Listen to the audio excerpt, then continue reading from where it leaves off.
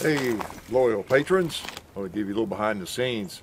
One thing most people don't realize is when we're setting up the range, we try to stay well armed, okay? That's just part of it. So, you never know what could come creeping out of the woods in this part of Tennessee. We're going to do video on this thing, the SKO Shorty. In fact, I'm going to do some slamming lead into targets with it. So kind of interesting firearm. It's a loaded mag. I figure if a zombie comes creeping out, we'll have time to rack one in. So kind of interesting old firearm. It's the Shorty version. We never did do the standard shotgun. Maybe we'll do that sometime. But we got the Shorty here. We're gonna shoot the thing. See what happens. Might just come right down here and blast from here. What do you think? So y'all kind of know the drill. Got some targets here that are great for shotgun. We try to put things up that I hear myself echoing. Some things that are fun to shoot. Good old metal. Steel targets are always fun. Nothing like a garbage can. People think those are obsolete. Not really. They're great for the range. Oh, I see some spiders in there, John. Is that a spider web? He'll be sorry before we finish. His life is about to be disrupted. Maybe it's not. No, I think I do see a little one. Sorry, guy. Life on the range. Lots of lizards have gone the same route. This is a 2-liter. Another thing we have an issue with sometimes in the winter. I try not to get too many 2-liters ahead in the winter. They're out here in a garbage can we keep them in, and that one, I don't know what happened to it. It didn't really explode. Must have frozen. Some weird things happened to it anyway. I figure it'll explode today if I hit it with 12 gauge. But sometimes that happens, you know, when they're left out in the cold and they freeze, thaw, freeze. Although they don't freeze too easily. There's enough whatever food coloring preservatives that keep it from freezing too easily. So, but anyway, we're going to do a video with this thing, and I got some magazines loaded up here from Standard Manufacturing, and have a little fun with it. Got lots of different kinds of ammo. You know, it's kind of hard to shoot well, but you know, I don't know. It is what it is. It's a short shotgun. We might get to the Taurus 709 Slim too today. Have it out here in case. So we're gonna shoot that. I've been shooting it today, and it's one that's been requested to do. Not a big fan, as you know, probably. We're not huge fans of Taurus in general, but then again, people write and they tell us that theirs works fine. They're low price. I think that thing you can get for about $250. You know, on sale somewhere, $275 the most probably. So, you know, if they work, then you know, far be it from me, because they're not like a, I know I give high point owners a hard time. The thing about the difference between this and a high point though is this is a $250 gun that is in the same size category. That's why I've got these others out here. Those are Shield, you know, and it's actually bigger, but you know, like an LC9S, you know, they're basically the same size guns. We'll show that in the video. So you're getting a firearm that you know, same category. It's just made by Taurus instead of Ruger or Smith & Wesson. So, you know, if it works, if it's reliable for you, then, you know, there's no real big downside if you like your trigger okay and everything. Whereas sometimes, not always, but with a lot of the high point models are big clunkers. So that's what our plan is. It's a beautiful day in the neighborhood, and kind of waiting for the light to get a little bit better, and then sling some lead. Yeah.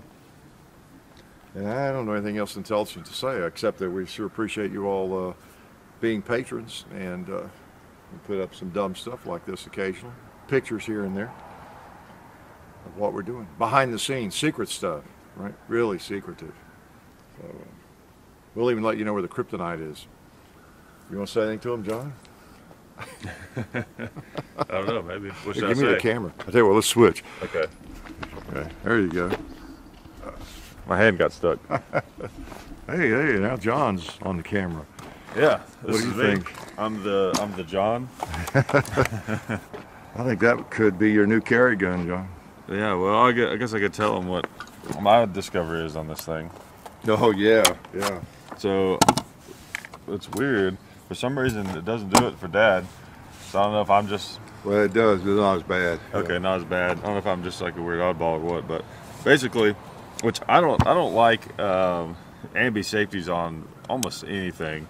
Now, if it's completely out of the way, then it's like a why not. But even on ARs, I've never liked an ambi safety on AR. It's always in the way. This one is like it's like the worst version of that times 10 almost for me because it's Look how big. thick it is. That's the. Yeah, look at that. It's big. You know, it's in the way. Like on some ARs, I can't even disengage the safety because it's Your knuckles in the way on the other side. yeah, I know what you exactly. mean. It's crazy. But on this one, it's so big and bulky that basically I almost can't even shoot this gun. I almost can't even fire it because it hurts so bad. Even with minimal recoil, just with the light field loads, I mean, just bam, it comes right because that On your knuckle. that spot right there on my knuckle, it rests like right up there against it. So if the gun moves at all, it's just right against my bone. Yeah. So if I fired this thing even, because I shot it like 2 or 3 times and it was just really sore. So it would actually cause like real damage. I could get like a, what was that, like a bone spur or a bruise or bone or something. you know, it could actually happen from shooting it. Sure So could. You don't have a lot of flesh on your fingers, you know, it's just right against the bone. yeah, exactly. So something to be aware of if you're thinking about getting one of these for sure. Now you can take this off, I believe, but I thought it was a I screwed up. I thought it was a star. It looked like a star to me in the barn, but apparently it's just a regular hex. So I stripped it out. It's not going anywhere for a while. Yeah, so it's stuck on there, but you know you can take that off, and I think it's because on most ARs that I've seen with these, you can just unscrew this part and that part comes off, and it doesn't disrupt the functionality of it or anything. Yeah. So that's the story on that. Yeah, that is. Isn't it? Use the right tools. It's the moral of that story. Yeah, that's for sure. You learned your lesson. Yeah, but sometimes it's really hard to tell the difference between a hex and a star. They look similar. I know. You saw me get the magnifying glass down. I mean, you really have Yeah. to study it closely sometimes. Yep. Once they're stripped, they're stripped. Well, and then the problem is a lot of times a star will actually work without too much trouble in a hex. So like, you know, it felt like there was okay. It's kind of solid, so it felt like it was right, but It didn't work. no, did not work. So yeah, Dad's gonna shoot this. I'm not gonna shoot this one. Maybe if I get another one or something without the safety on, I'll try it out. Yeah, well, we might sometime get the one with the stock on it. Yeah, yeah, and then I'll make sure you use the right hex wrench little- on it, Yeah. and take that off and everything. But it seems like a cool concept. You know, I mean, there is something neat, of course, about a 12 gauge, big old giant. I mean, look at that. Yeah. It's just a monster.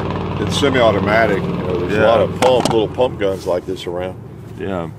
But you know, semi is a little different. Yeah, So, and in my experience, I mean, standard manufacturing, they seem to do, I think, pretty quality stuff, the best I can tell. yeah. Well, they're famous for making high dollar, high quality, like double barrel shotguns, and things like that. Well, yeah, those of course are, but I mean, Different, but even their other stuff is. yeah. Well, the thing is, Kel-Tec, you know, is famous for, of course, coming out with all these different crazy designs, but then having quality control issues where some of their stuff is good, and some of it's not, and it's kind of hard to know. So, like, when this company kind of came onto the scene and started doing something that kind of was similar, I think there was something, at least in my mind, and maybe other people, I sort of wanted to compare them with Kel-Tec. Like, when I see a gun that's like some kind of weird, different design, for some reason I just sort of assume that it might have quality control issues. Yeah. Because of Kel-Tec, honestly. Yeah. But it hasn't really been the experience with these. I mean, the DP-12, you know, it's got its quirks, but it's a pretty solid gun. It seems to work. Yeah, for it does. what it does, what it's advertised to do. You know, that's the main thing. Yeah. You may not like what it's advertised to do, but you know, Yeah. it's hard to knock True. it if it does it. If it does that, at least. That's true. So And what were you saying earlier about the grip? You're saying the grip probably needs to be a little seems bigger. a little thin. Yeah. It supposedly is interchangeable with most AR-15 grips. You know, so if you put a better AR grip on it, maybe it'd feel better. Yeah. It seems thinnish to me. Yeah, I would tend to agree with that. I don't think it would help me with that Probably issue, not. but Yeah, that sucker needs to be taken off or filed down, yeah, I'm taking it off. hammered off there. So, There we go. I'll get the hammer out and see if I can knock it off. yeah, that's your Pry it next off. trick. Next trick. Yeah. Well, Okay. guess we'll let them go. Appreciate you Yeah. guys. They got stuff to do, I can tell. Oh yeah, you can tell they're all busy. Yeah. So one thing about these magazines, it's interesting how big they are, but they're just you can see about 10. They're 10 round mags. It's hard to get that 10th one in, but you can do it. But it takes a big magazine to hold 10, 12 gauge rounds. They're pretty thick. Yeah, they're pretty big.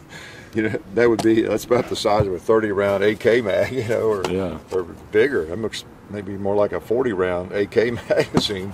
But just 10 rounds. So wow. So if someone says they've got a stick magazine that holds 20 12 gauges, get ready for it to scrape your toe if you're holding the gun. It's like, what's that, the Fostech Origin? Which we need to do one of those. They've got a drum magazine. Yeah. And it's a huge drum, but I think it's only 20 rounds. Yeah. They're coming out with one for this that holds 20. Oh, are they? Yeah, supposedly. It may be out now, I don't know. Huh. Like, yeah, it takes a big drum. So I guess that's kind of, in a way, their competition for this. Is the Yeah, Origin. I guess it is in a way. But, Yeah.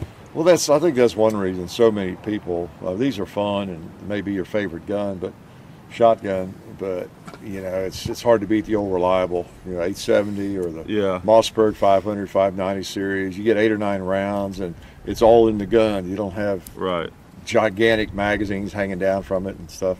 But you know, from a fun shooting perspective though, you know, some ways shooting a semi-automatic shotgun can be more fun, I think. Yeah, it can. And if it cycles light field loads, you got the cost issue. I mean, a lot of times 12 gauge field loads, you're not looking at spending more per round than you would on like 9mm or something. No, know? no. So, No, I have nothing against semi-automatic. Oh, I'm thinking more of the magazine.